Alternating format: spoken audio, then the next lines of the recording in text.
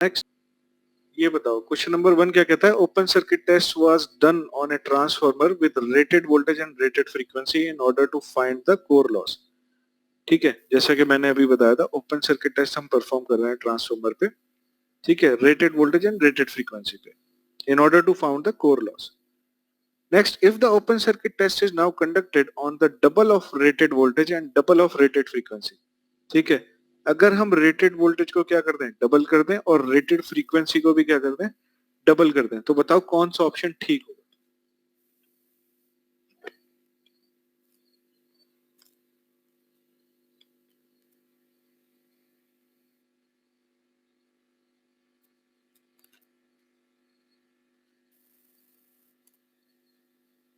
Option C, current magnitude increasing and power factor decreasing. Narendra, कैसे calculate किया आपने? शायद आपको सही, आप फ्रीक्वेंसी इंक्रीज कर रही है,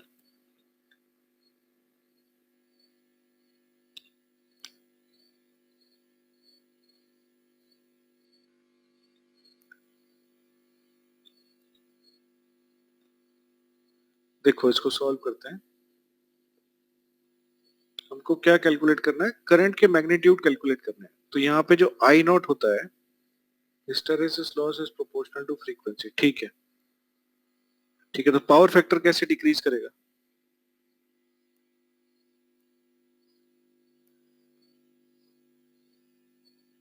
देखो आई नॉट क्या होता है हमारा, आई सी प्लस आई म्यू, है ना। ये दो ब्रांचेस में हमारा डिवाइड होता है ना करंट, इस तरीके से।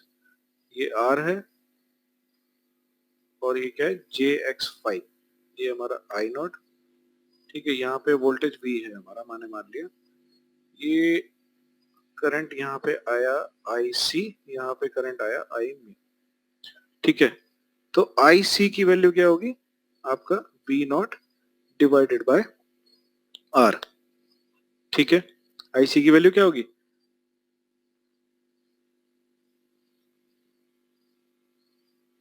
ठीक है।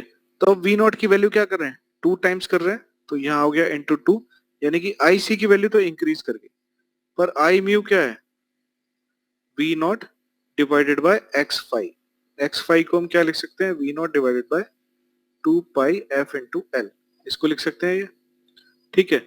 अब फ्रीक्वेंसी भी 2 टाइम्स कर रहे हैं, वोल्टेज भी 2 टाइम्स कर रहे हैं, ठीक है। तो ये 2 से 2 कैंसिल हो जाएगा, यानी कि आई म्यू पे हमारा कोई फर्क नहीं पड़ेगा, नो चेंज। पर हमारा क्या है, आईसी करंट इंक्रीज कर रहा है, ठीक है। तो हमारा क्या करेगा, नो लोड करंट भी हमारा इंक्रीज कर जाएगा, ठीक है। Iron loss increase then of increase power factor, क्या लिख रहे हैं निशान? अब देखो पावर फैक्टर, यहाँ पे क्या है, वोल्टेज को मैं रेफरेंस मान के चलता हूँ। सपोज करो ये मैंने मान लिया हमारा क्या वोल्टेज है V, ठीक है। तो आईसी करंट तो क्या होगा, इसके सेम फेज में होगा। इनिशियल कंडीशन में बात कर रहा हूँ, देखो आईसी तो हमारा क्या रहेगा, इसके सेम फेज में रहेगा। आई एल क्या करेगा, इस वोल्टेज से क्या करेगा, लैग करेगा, ठीक है। तो जो नेट करंट है हमारा वो कितना आएगा, हमने पैरेललोग्राम बना लिया यहाँ पे, ठीक है। इनिशियल कंडीशन पे ये होगा हमारा आई नॉट और ये होगा हमारा आई म्यू, ये हो गया हमारा आई सी, ठीक है। अब क्या हुआ, हमने जब वोल्टेज और करंट को इंक्रीज कर दिया, तो देखो आई सी की वैल्यू क्या हो गई, 2 टाइम्स हो गई, यानी कि आई सी पहले यहाँ पे था, अब आई सी ये यहाँ पे आ गया, मैं इसको आई सी डैश कह देता हूँ, ठीक है। अब जो रिजल्टेंट आएगा वो क्या होगा, देखो ये हो गया हमारा 5-1। अब जो रिजल्टेंट बना वो क्या बनेगा हमारा, इस तरीके से, ठीक है। तो ये एंगल हो गया हमारा क्या, 5-2, और ये दिख रहा है 5-2 इज लेस देन 5-1, ठीक है। तो cos 5-2 क्या होगा, इज ग्रेटर देन cos 5-1, यानी कि पावर फैक्टर क्या कर रहा है, इंप्रूव कर रहा है, पावर फैक्टर इंक्रीज कर रहा है, करंट का मैग्नीट्यूड करंट का मैग्नीट्यूड आपका इंक्रीज कर रहा है पावर फैक्टर, कौन सा ऑप्शन ठीक होगा बताओ? Current, both current magnitude and power factor increases, ये भी ऑप्शन गलत है। Both current magnitude and power factor decreases, ये भी ऑप्शन गलत है। Current magnitude increases and power factor decreases, power factor तो इंक्रीज कर रहा है, तो ये भी ऑप्शन गलत है। Current magnitude decreases and power factor increases, ये भी ऑप्शन गलत है क्या? सारे ऑप्शन गलत है।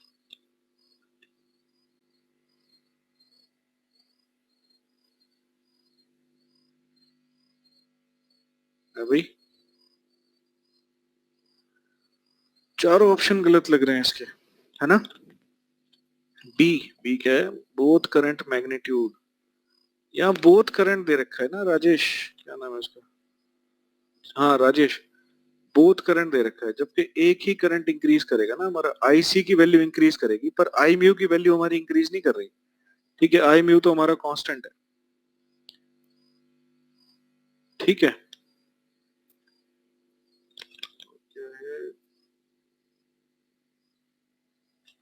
डी ऑप्शन भी नहीं है इसमें कोई ऑप्शन। जोगिंदर सी, सी कैसे ठीक है? करंट मैग्नीट्यूड इंक्रीज करेगा ठीक है, पर पावर फैक्टर भी इंप्रूव कर रहा है। ठीक है ना, पावर फैक्टर तो हमारा इंप्रूव कर रहा है, क्योंकि आईसी की वैल्यू क्या कर रही है हमारी, इंक्रीज कर जा रही है, और आई म्यू तो हमारा कांस्टेंट है ही। ठीक है, तो जब आप इसका नेट रिजल्टेंट निकालोगे तो ये 5-2 तो कम हो गया ना हमारा, 5-2 कम हो गया, इसका मतलब पावर फैक्टर इंक्रीज कर गया। ठीक है, तो कोई ऑप्शन ठीक नहीं है इसमें। ये मैं एक बार फिर से देखता हूँ, ऑप्शन बी में क्या? अच्छा अच्छा अच्छा अच्छा अच्छा, हाँ हाँ हाँ, ठीक है ठीक है ठीक है ठीक है ठीक है ठीक है रुचिता, हाँ बी ठीक है ना? ये है both current magnitude and power factor increases है। ठीक है, मैंने ऐसे पढ़ लिया, ये बोथ करंट मैग्नीट्यूड। ठीक है, तो ऑप्शन बी ठीक है। ठीक है, ये बोथ दोनों के लिए, करंट मैग्नीट्यूड भी इंक्रीज कर रहा है और पावर फैक्टर भी हमारा इंक्रीज कर रहा है। ठीक है, समझ में आ गया सबको?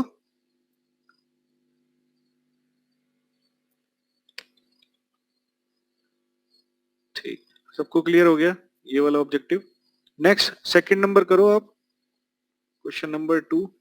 क्या है? Parallel branch element can be found in a single phase transformer, है ना? इसका कौन सा ऑप्शन होगा? अभी हमने डिस्कस किया है, parallel branch element can be found out in a single phase transformer by conducting open circuit test. C कहां से ठीक होगा?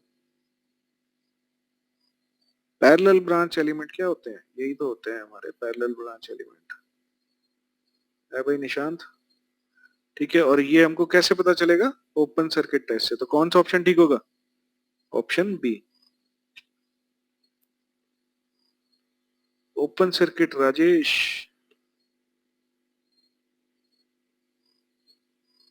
ओपन सर्किट मेरे को बी ऑप्शन में दिखाई दे रहा है, open circuit.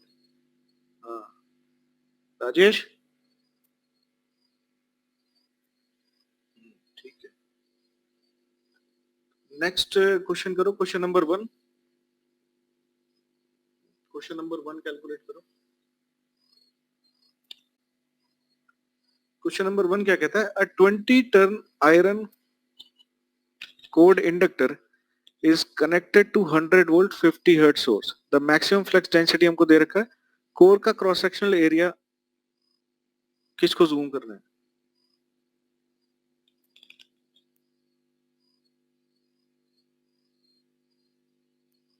Sir short circuit में नहीं करते पैरेलल ब्रांच नेगलेक्ट। नहीं देखो राजेश, मैं फिर से बताता हूँ, एक मिनट। देखो ओपन सर्किट टेस्ट में हमने क्या किया था, ये हमारा शॉर्ट सर्किट। यार एक मिनट, मैंने कौन सा क्वेश्चन को गलत तो नहीं पढ़ लिया? Parallel branch element can be found out in a single phase transformer by conducting, है ना? क्वेश्चन का मतलब है पैरेलल ब्रांच एलिमेंट कैसे फाइंड करेंगे, है ना? कौन सा टेस्ट हमको परफॉर्म करना है सिंगल फेज ट्रांसफॉर्मर पे। ठीक है, तो देखो ओपन सर्किट टेस्ट में ये जो पैरेलल ब्रांच है, ठीक है, इसको हमने फाइंड किया था, ठीक है, क्या आरसी और जेएक्स5 एलिमेंट, यही तो है हमारा पैरेलल ब्रांच एलिमेंट। जबकि शॉर्ट सर्किट टेस्ट में हम क्या करते हैं, इसको नेग्लेक्ट कर देते हैं। समझ आया या नहीं आया राजेश?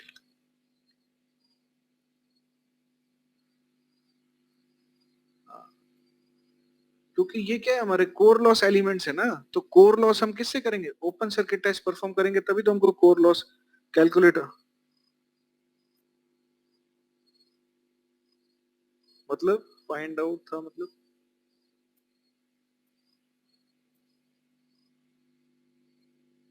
ये डाउट क्लियर हुआ या नहीं हुआ राजेश, मेरे को ये बता।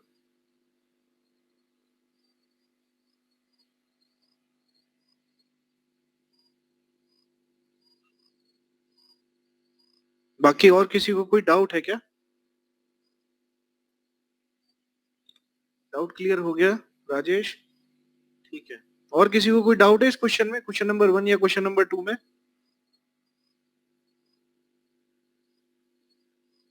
ठीक है। अब क्या करना है, क्वेश्चन नंबर 1 को सॉल्व करना है। क्या दे रखा है, 20 ton iron cored inductor is connected to 100 volt 50 hertz source, the maximum flux density in the core is 1 weber per meter square, the cross sectional area of the core is, आपसे पूछा है cross sectional area, ठीक है, इसको calculate करो, ठीक है, इसको सॉल्व करने की कोशिश करो।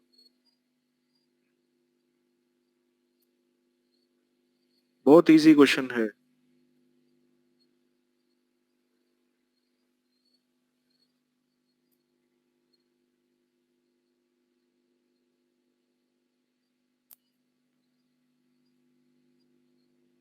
दो मिनट देता हूँ मैं आपको, है ना, इसको सॉल्व करने की कोशिश करो।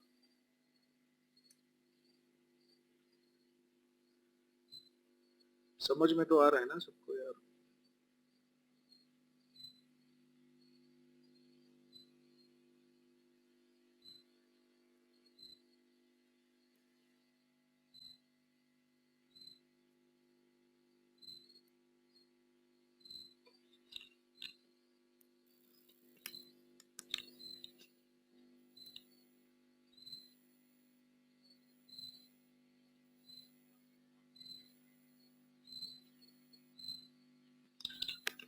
किसी को आया समझ में कैसे सॉल्व करना है इसको? चलो मैं बताता हूँ, है ना। क्या दे रखा है, नंबर ऑफ टर्न्स दे रखे हैं n, ठीक है, सबसे पहले हमने डेटा नोट कर लिया, ठीक है। वोल्टेज क्या दे रखा है हमको, देखो नंबर ऑफ टर्न्स दे रखे हैं n, कितने, 20, वोल्टेज हमको दे रखा है कितना, 100, f कितना दे रखा है हमको, 50 हर्ट्ज, ठीक है। फ्लक्स डेंसिटी जो है वो कितनी दे रखी है, 1 weber per meter square, C option ठीक है, ठीक है। तो हमको क्या करना है, बस हमको क्या निकालना है, एरिया निकालना है, ठीक है। तो फ्लक्स फाई क्या होता है, या फ्लक्स डेंसिटी क्या होती है, फाई डिवाइडेड बाय ए, तो फाई क्या हो गया, बी एम इंटू ए।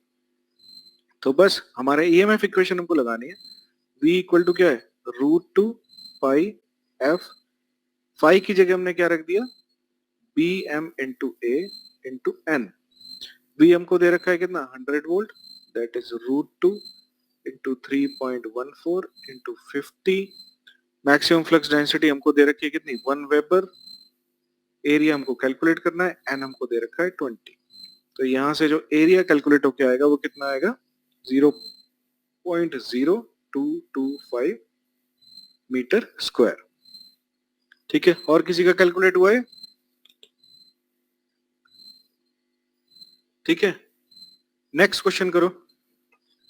नेक्स्ट क्वेश्चन भी ऐसा ही है बिल्कुल। क्या दे रखा है, 220 volt 50 hertz transformer has a core flux density of 1 Weber per meter square. Find its flux density in Weber per meter square when connected to 110 volts 25 hertz supply. बताओ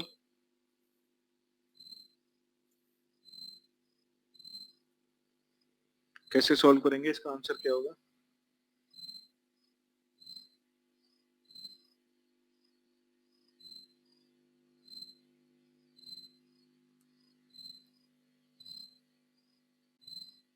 देखो, है ना, पहले वाले क्वेश्चन में ही आंसर आपका छुपा हुआ है। v इज इक्वल टू क्या है, √2 pi f phi into n। ठीक है, v क्या है, √2 हमारा कांस्टेंट है, पाई हमारा कांस्टेंट है, फ्रीक्वेंसी हमारी कांस्टेंट है। ठीक है, फाई को हम क्या लिख सकते हैं, bm इंटू ए, n हमारा कांस्टेंट है। ये क्या है, √2 पाई f, ये क्या हो जाएगा, bm इंटू ए इंटू n। तो हम ये कह सकते हैं v क्या है, इज डायरेक्टली प्रोपोर्शनल टू क्या है, bm है। ठीक है ना, तो हम इसको लिख सकते हैं v1 divided by v2 that is equal to bm1 divided by bm2। तो v1 पहले कितना है, 220 वोल्ट, दूसरा कितना है, 110 volt, that is equal to bm1 कितना दे रखा है, 1 weber per meter square. bm2 आपको कैलकुलेट करना है, एक मिनट, bm इंटू एफ। ठीक है, फ्रीक्वेंसी वेरी कर रही है ना, तो ये हो गया f1 डिवाइडेड बाय f2। तो यहाँ पे फ्रीक्वेंसी कितनी है, 50 हर्ट्ज। bm2 कैलकुलेट करना है जब फ्रीक्वेंसी आपकी कितनी हो जाएगी, 25 हर्ट्ज। तो बताओ यहाँ से bm2 की कितनी वैल्यू आ रही है, समझ आया नहीं आया? देखो, √2 हमारा कांस्टेंट है, पाई हमारा कांस्टेंट है। ठीक है, एरिया हमारा क्या है, एरिया हमारा कांस्टेंट है, एन हमारा कांस्टेंट है। ठीक है, तो v डायरेक्टली प्रोपोर्शनल टू क्या हो गया, f इंटू bm। समझ में आ गया? तो इसको हमने लिख लिया v1 divided by v2 that is equal to bm1 divided by bm2 into f1 divided by f2। तो यहां से हमारे bm2 की वैल्यू क्या कैलकुलेट होके आ रही है, बताओ?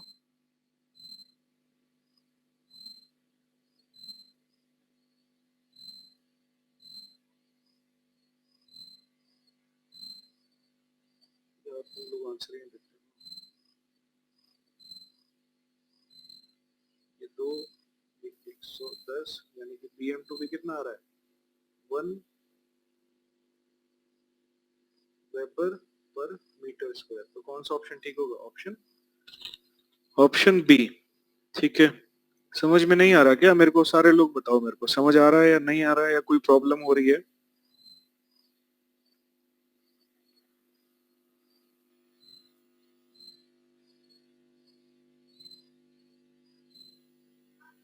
कोमल समझ आ रहा है, निशांत समझ आ रहा है तुमको, ललित, नरेंद्र, सारे लोग बताओ मेरे को। तो यार रेस्पॉन्स क्यों नहीं देते हो, थोड़ा सा भी कोई जवाब नहीं देता।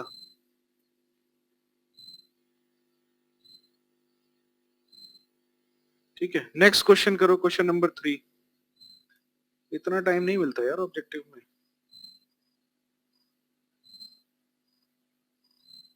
क्वेश्चन नंबर 3 करो। इसका क्या था, सी, ये था हमारा B.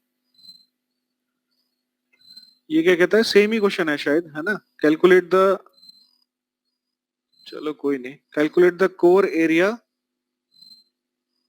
Required for a 1600 kVA। ये हमारा वोल्टेज रेशियो दे रखा है, 58 single phase core type transformer, assume maximum flux density 1.2 weber and induce voltage हमारा कितना है, 30 वोल्ट। नहीं 17, नहीं ये नहीं आएगा आंसर, कुछ कैलकुलेशन मिस्टेक हुई है निशांत तुमसे। ठीक है, चलो मैं सॉल्व करता हूँ, सेम कॉन्सेप्ट है हमारा, मैं बता रहा हूँ, कोई नहीं, सेम कॉन्सेप्ट है। v क्या है, that is √2 pi f phi into n। ठीक है, अब देखो, इंड्यूस्ड वोल्टेज पर टर्न हमको दे रखा है 30 वोल्ट, यानी कि हम इसको लिख सकते हैं v divided by n that is √2 pi f into bm into a। तो v डिवाइडेड बाय n कितना हो गया, 30, that is √2 into pi, frequency कितनी है, 50, bm कितना दे रखा है, 1.2 वेबर, अब इंटू a। अब बताओ यहाँ से a की वैल्यू कितनी आ रही है, अभी कैलकुलेट करता हूँ। That is 30 divided by √2 into 3.14 into 50। कितना आंसर आ रहा है,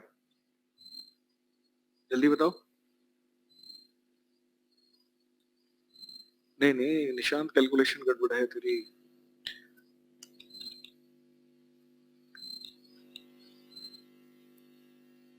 फिर से कैलकुलेशन गड़बड़ है, मेरा सही आ रहा है 0.1125 मीटर स्क्वायर या 1125 सेंटीमीटर स्क्वायर।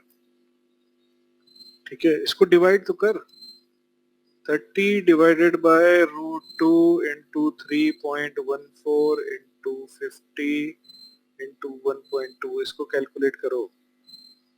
ठीक है, एरिया। बाकी लोगों को भी समझ आ रहा है, मेरे को बता देना यार, ऐसा ना हो मैं पढ़ाए जा रहा हूँ और तुम लोगों को कुछ भी पल्ले नहीं पड़ रहा। फिर से कैलकुलेट करना, देखना ये वैल्यू आएगी 1125 सेंटीमीटर स्क्वायर, या मेरी जो वैल्यू आ रही है हमारे मीटर स्क्वायर में वो आ रही है 0.1125। ठीक है, मेरी ये वैल्यू कैलकुलेट हो जाएगी। बाकी लोग भी कोई जवाब दो भाई, बाकी लोग भी कोई जवाब दो, किसी से हुआ calculate?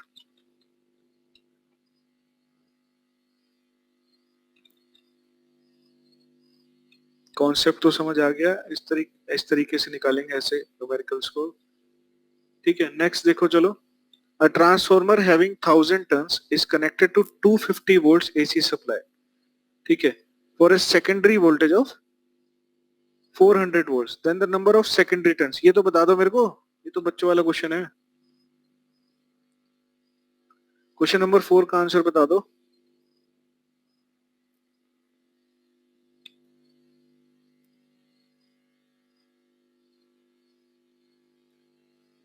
Question number 4 option D. ठीक है, ये तो कराने की जरूरत नहीं पड़ेगी। ठीक है, क्वेश्चन नंबर 4 का क्या है? Option D. ठीक है, आपको क्या लगाना है? V1 divided by V2 equal to N1 divided by N2। बस सिंपल हमें ये फॉर्मूला लगाना है। ठीक है, चलो नेक्स्ट क्वेश्चन नंबर 5 बताओ। The no load ratio of a 50 hertz single phase transformer, है ना, V1 डिवाइडेड बाय V2 तुमको दे रखा है। The maximum flux in the core is 0.06 weber. What is the number of primary turns? ये भी तुम आसानी से बता दोगे।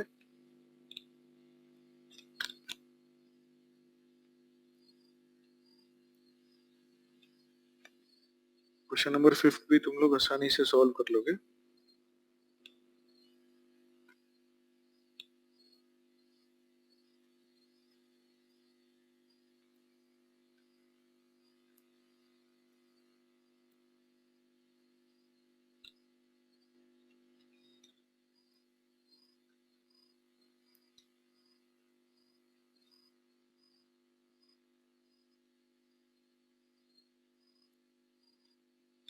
Option A is correct.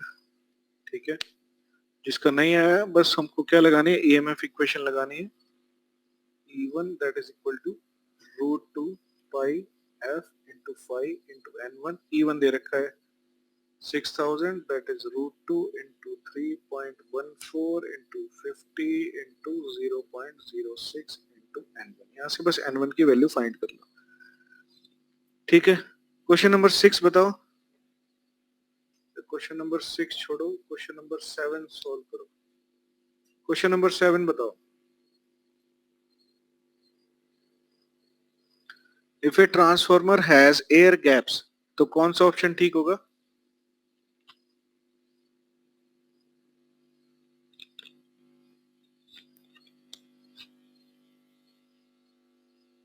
Question number 7 का आंसर बताओ।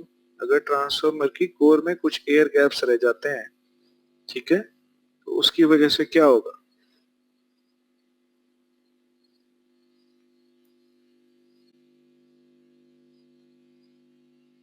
एयर गैप और एडी करंट का क्या लेना देना है ललित?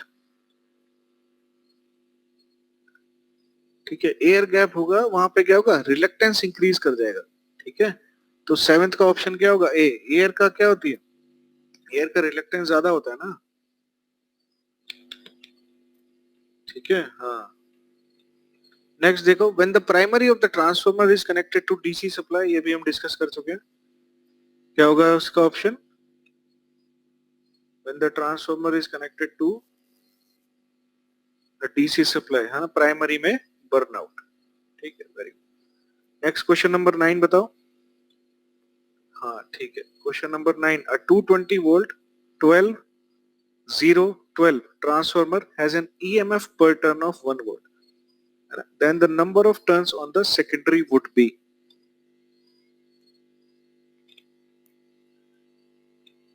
ठीक है, तो हमेशा ये नहीं नहीं 12 नहीं होगा। देखो राजेश, जब भी आपको ऐसा दे रखा हो सेकेंडरी साइड पे, जैसे क्या है ये 220 वोल्ट का ट्रांसफार्मर है, आपको ऐसे दे रखा है 12 0 12, इस तरीके का नोटेशन दे रखा हो, तो इसका मतलब है ये क्या है, सेंटर टैप्ड ट्रांसफार्मर है। ठीक है, यानी कि जो सेकेंडरी साइड होगी वो उसकी किस तरीके से होगी,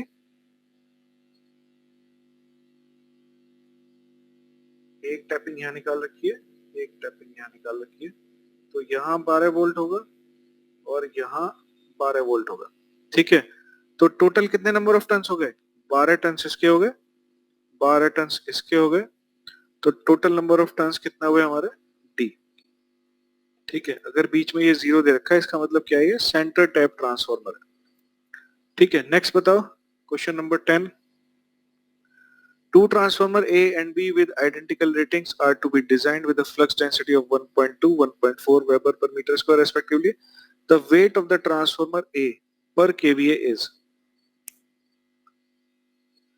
ये कह रहा था मैं निशांत कि यहाँ पे क्या, ये जब भी इस तरीके का आपको टर्न्स रेशियो दे रखा हो 12 0 12 है ना, या यहाँ पे 0 दे रखा हो, तो इसका मतलब ये क्या है हमारा, ये हमारी एक्चुअली में ग्राउंड पे कनेक्टेड होती है। ठीक है, तो ये क्या है हमारा, ये 12 वोल्ट मिलेगा आपको, ये 12 वोल्ट मिलेगा। ठीक है, तो ये पूरी हमारी सेकेंडरी साइड है। ठीक है, ये प्राइमरी हो गई, ये सेकेंडरी हो गई। ठीक है, तो 12 टन्स इसके हो गए, 12 टन्स इसके हो गए, तो 12 12 24। ठीक है,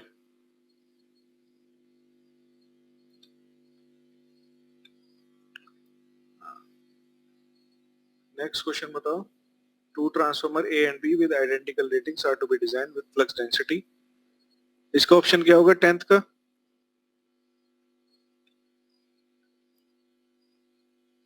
नहीं देखो फ्लक्स डेंसिटी क्या होती है, 5 डिवाइडेड बाय ए। ठीक है, अब इसकी फ्लक्स डेंसिटी कम है। ठीक है ना, इसकी फ्लक्स डेंसिटी कम है, यानी कि इसका एरिया क्या होगा, कम होगा। 1.4 वाले की फ्लक्स डेंसिटी क्या है,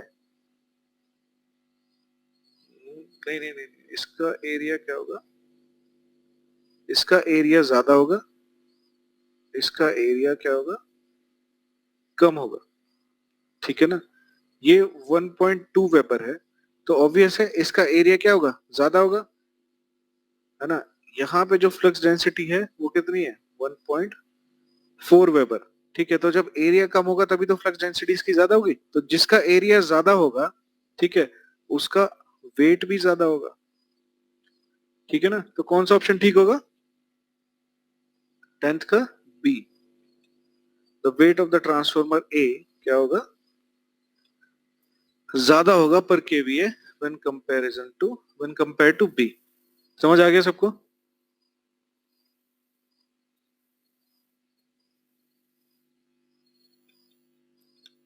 समझ आ गया। नेक्स्ट देखो, when the core of the iron core transformer is removed।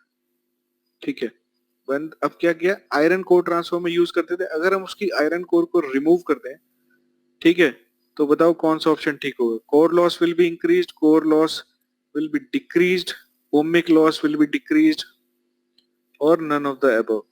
C option गलत है निरंतर, ओमिक लॉस पे तो कोई फर्क ही नहीं पड़ेगा। ठीक है, ये देखो मैंने आपको पहले भी बताया है,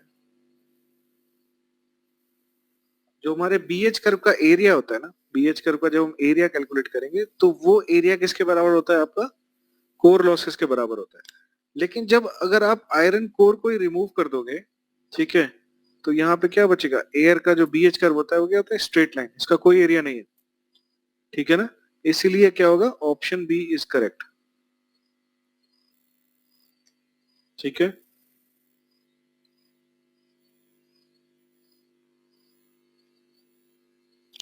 तो कोर लॉस क्या हो जाएंगे तुम्हारे? 0। ठीक है, अगर आप आयरन कोर यूज करते हो। नहीं Nishant, resistance of the magnetic core is high. ठीक है, तुमने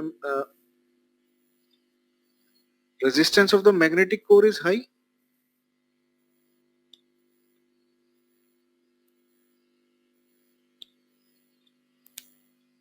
ऐसी चीजें मैं कब से बताने लग गया?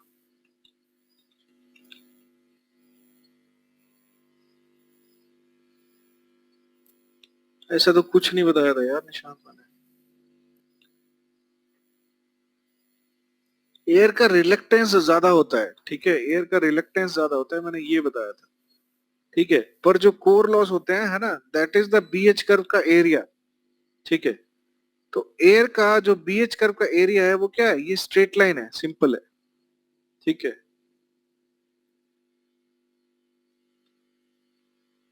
हाँ तो एयर में तो मैग्नेटिक फील्ड होगी, पर उसमें बीएच कर्व नहीं बनता ना। उसका बीएच कर्व क्या होता है? एक स्ट्रेट लाइन होता है। ठीक है, तो कोई लॉस नहीं होगा ना यहाँ पे।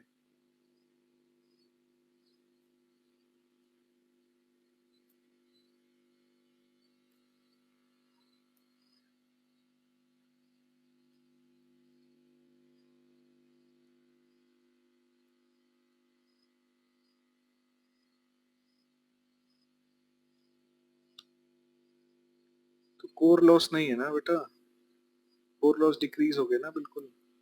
तो ऑप्शन बी करेक्ट नहीं होगा।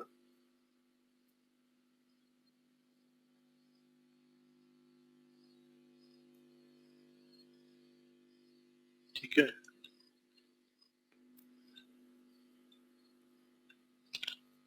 देखो, जब भी आपकी कोर रिमूव हो जाएगी, ठीक है, ट्रांसफार्मर में, तो ना तो हिस्टैरिसीस लॉस होंगे, ना एडी करंट लॉस होंगे, सिर्फ और सिर्फ स्ट्रे लोड लॉसेस होते हैं। ठीक है, इसलिए जो नेट कोर लॉसेस है वो आपके डिक्रीज कर गए। ठीक है, समझ में आ रही है बात? सिर्फ और सिर्फ स्ट्रे लोड लॉसेस होंगे यहाँ पे।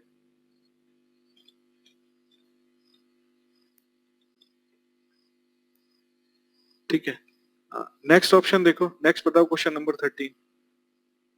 इन ए transformer the leakage flux and the voltage induced by it depends upon the value of.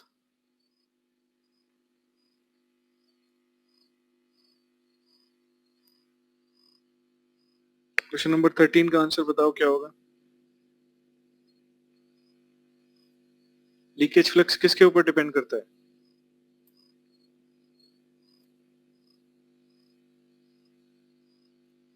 Option है मेन फ्लक्स। ठीक है,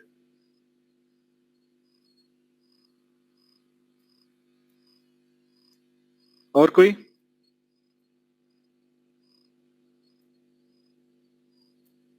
In a transformer, the leakage flux and the voltage induced by it depends upon the value of। किसके ऊपर depend करता है leakage flux? Option D.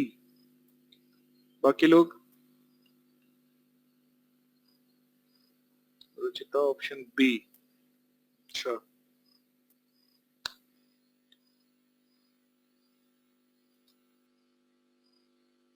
और कोई जवाब देगा?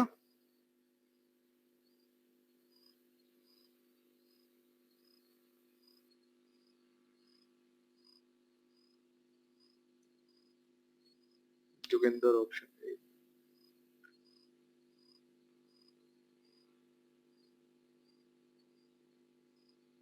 यही लोग, आप लोग रिवाइज करते हो। ठीक है, तो एक काम करेंगे ना, जो आपका लेवल है अब उसी के हिसाब से मैं पढ़ाऊंगा। ठीक है, मैं ज्यादा डीप में अब नहीं जाऊंगा, मैं आपको क्लियरली बता देता हूँ। ठीक है ना, तो आप लोग रिवाइज करते हो, मैं चिल्ला चिल्ला के हार गया था लास्ट लेक्चर में। ठीक है, पूरे अच्छी तरीके से समझाया था कि ये जो लीकेज फ्लक्स होता है वाइंडिंग्स में, ठीक, जो लीकेज फ्लक्स होता है हमारा ट्रांसफार्मर में, किसके ऊपर डिपेंड करता है? वाइंडिंग करंट के ऊपर। ठीक है, मैं आपको दिखाता हूँ। आप लोगों का लेवल वो है नहीं। देखो, leakage flux is the flux which links only one winding, ये भी कहाँ बताया था?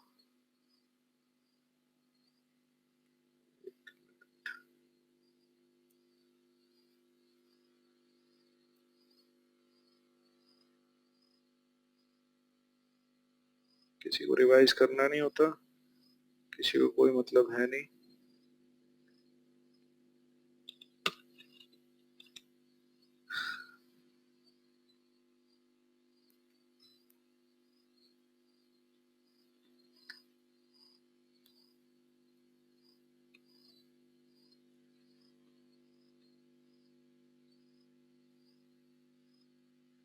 ये ना लीकेज लॉसी वाइंडिंग, यहाँ पे लीकेज फ्लक्स है, ठीक है।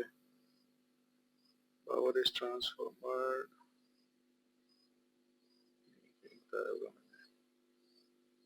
ये देखो लीकेज फ्लक्स मैंने साफ साफ बता रखा है ना। लोड इंक्रीज करेगा तो सेकेंडरी का करंट इंक्रीज करेगा, सेकेंडरी का एमएफएफ इंक्रीज करेगा, साइमल्टेनियसली प्राइमरी का एमएफएफ इंक्रीज करेगा, ठीक है।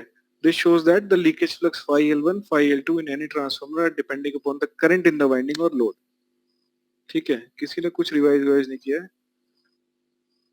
बेकार में क्वेश्चन सॉल्व करा रहा हूँ यहाँ पे, ठीक है। बाकी नेक्स्ट लेक्चर कल करेंगे, ठीक।